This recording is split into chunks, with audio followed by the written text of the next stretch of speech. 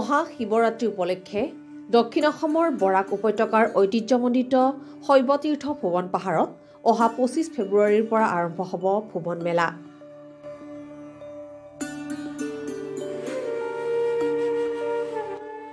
মহাশিৱৰাত্ৰি উপলক্ষে প্ৰতি বছৰে লাখ লাখ ভক্তৰ ভিৰ হয় ভুৱন তীৰ্থক্ষেত্ৰলৈ।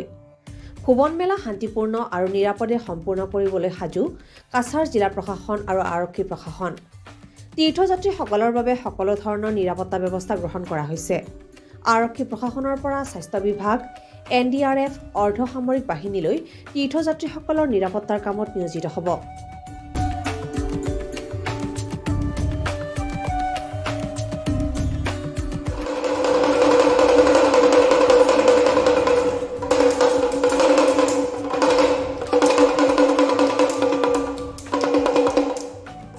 ভুৱন পাহাৰ বৰাক উপত্যকা তথা উত্তৰ পূব ভাৰতৰ এটা সুপ্ৰসিদ্ধ তীৰ্থস্থান।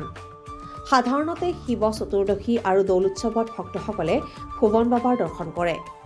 এই পাহাৰটো এসময়ত ৰংমাই, লিয়াংমাই আৰু জেমি জনগোষ্ঠীৰ অন্তৰ্গত হাজাৰ হাজাৰ হিন্দু নগাৰ তীৰ্থস্থান আছিল। এই সম্প্ৰদায়ৰ হিন্দু নগাসকলে বছৰৰ এটা নিৰ্দিষ্ট দিনত মন্দিৰলৈ আহি শিৱক পূজা কৰিছিল।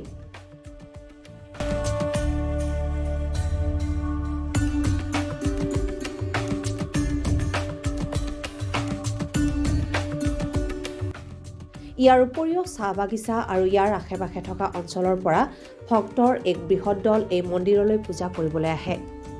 7 কিলোমিটাৰ খোজকাঢ়ি বাগৰি উঠিব লাগে ভুৱন পাহাৰৰ শিখৰত।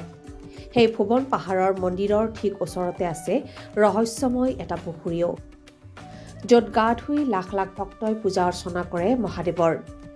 জানিব পৰা মতে বুদ্ধ ভিক্ষুসকলে ভগৱান তথাগতৰ তপস্যা কৰিবলৈ বুদ্ধ পূৰ্ণিমাৰ নিশা ভুৱনৰ নিৰ্জন গুহালৈ বৌদ্ধ সন্যাসীসকল আহিছিল। তদুপৰি এই তীৰ্থৰ লগত কামাখ্যা মন্দিৰৰ লগত সম্পৰ্কৰ কিছু তথ্য পোৱা যায়। কোনোৱে বিশ্বাস কৰে যে পৃথিৱী বিখ্যাত কামাখ্যা পাহাৰৰ লগত সুৰংগৰ যোগেদি সংযুক্ত হৈ আছে ভুৱন পাহাৰ।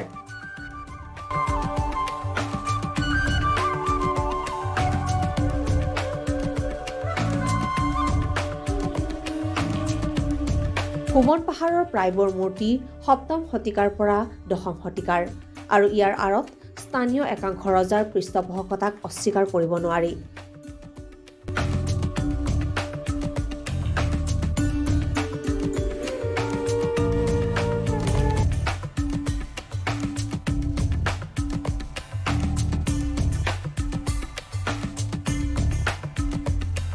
মহাশিৱৰাত্ৰিৰ উপলক্ষে ইয়াত প্ৰতি বছৰে বহুতো ৬-৭ লাখ লোক ইয়াত গোট খায় আৰু ইয়াত তেওঁলোকে পূজা অৰ্চনা কৰিবৰ কাৰণে তেওঁলোকে গোট খায় আৰু ভাৰতবৰ্ষৰ বিভিন্ন প্ৰান্তৰ পৰা লোক আহে। আৰু এই বছৰো ২৫, ২৬ আৰু ২৭ তাৰিখে ইয়াত মহাশিৱৰাত্ৰি উদযাপন কৰা হ'ব। গতিকে সেই উপলক্ষে ভাৰতবৰ্ষৰ বিভিন্ন প্ৰান্তৰ পৰা বহুতো লোক ইয়াত উপস্থিত হ'ব। প্ৰায় ৭ৰ পৰা ৮ লাখ লোক ইয়াত উপস্থিত হয়। আৰু এই যি ভক্তপ্ৰাণ ৰাইজ আছে তেওঁলোকৰ নিৰাপত্তাজনিত দিশ চোৱা চিতা কৰিবৰ কাৰণে আমি এটা কেম্প লগাইছোঁ। আৰু ইয়াত আমাৰ লগত হেল্থ বিভাগৰো মানুহ থাকিব, অন্যান্য বিভাগৰো মানুহ থাকিব। আৰু ইয়াত ২৪ ঘণ্টাই যাতে আমি তেওঁলোকক নিৰাপত্তা দিব পাৰোঁ তাৰ কাৰণে আমি চেষ্টা কৰিম। গতিকে আমি আজি ইয়াত উপস্থিত হৈ গোটেই অঞ্চলটো আমি চাইছোঁ। আৰু এইটো আপোনালোকে দেখিছে যে খুব ওখ পাহাৰ, ষ্টিপ এটা পৰ্বত, ইয়াৰ পৰা ওপৰলৈ 10 কিলোমিটাৰ যাব লাগে মন্দিৰলৈকে। গতিকে যাতে ভক্তপ্ৰাণ ৰাইজৰ কোনো ধৰণৰ অসুবিধা নহয়, তেওঁলোকে যি পূজা অৰ্চনা কৰিবৰ কাৰণে তেওঁলোকে ইয়াত একত্ৰিত হ'ব, তেওঁলোকৰ নিৰাপত্তাজনিত দিশ, তেওঁলোকৰ স্বাস্থ্য পাতি এই কথালৈ আমি সকলো ধৰণৰ যাতে ব্যৱস্থা দিব পাৰোঁ তাৰ কাৰণে প্ৰশাসন তৎপৰ হৈ আছে।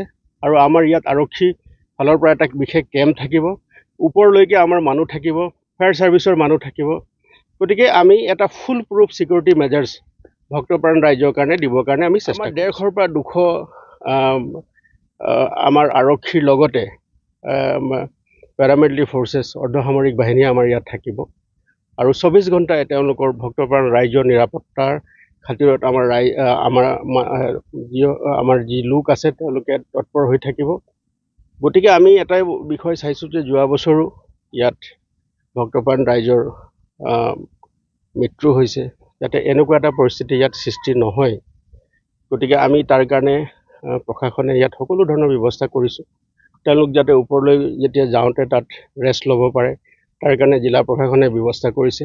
আৰু স্থানীয় ৰাইজে, ইয়াত যি স্থানীয় ৰাইজ আছে, স্থানীয় ৰাইজে বিশেষভাৱে তেওঁলোকে সহযোগিতা কৰিছে। তেওঁলোকৰ ভলণ্টিয়াৰ্ছ থাকিব, প্ৰায় 500 ভলণ্টিয়াৰ তেওঁলোকৰ থাকিব, আৰু ভলণ্টিয়াৰসকলক আমি ইয়াতে ব্ৰিফিং কৰিম যাতে কোনো ধৰণৰ ভুল বুজাবুজি নহয়।